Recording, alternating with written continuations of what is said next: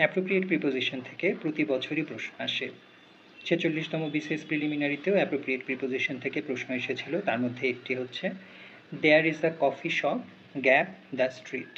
এখানে গ্যাপে কোন প্রিপোজিশনটি বসবে সেটি আমাদের বলতে হবে। অপশনে দেওয়া আছে অ্যাট, অন, বিফোর, অ্যাক্রস। এই প্রশ্নের আসলে দুটি অ্যান্সার হতে পারে। There is a coffee shop dash the street, রাস্তার উল্টো দিকে যদি কফি শপ থাকে, এরকম যদি বোঝায় যে রাস্তার উল্টো দিকে কফি শপটি রয়েছে, তাহলে অ্যান্সার হবে অ্যাক্রস। আর বক্তা যে জায়গায় দাঁড়িয়ে সেই জায়গাতেই বা সেই সাইডেই কফি শপটি রয়েছে সেরকম যদি বোঝায়, তাহলে অ্যান্সার হবে অন। এখানে অ্যাট অ্যান্সারটি হবে না, কারণ অ্যাট দিয়ে স্পেসিফিক একটা লোকেশন বোঝায়, এখানে কোনো স্পেসিফিক লোকেশন বোঝাচ্ছে না। তাহলে এই প্রশ্নের দুইটা অ্যান্সার হতে পারে। বক্তা যে পাশে, রাস্তার সে পাশেই যদি কফি শপটি থাকে তাহলে অন হবে, আর বক্তা যে পাশে, রাস্তার উল্টো দিকে যদি কফি শপ থাকে তাহলে অ্যান্সার হবে অ্যাক্রস।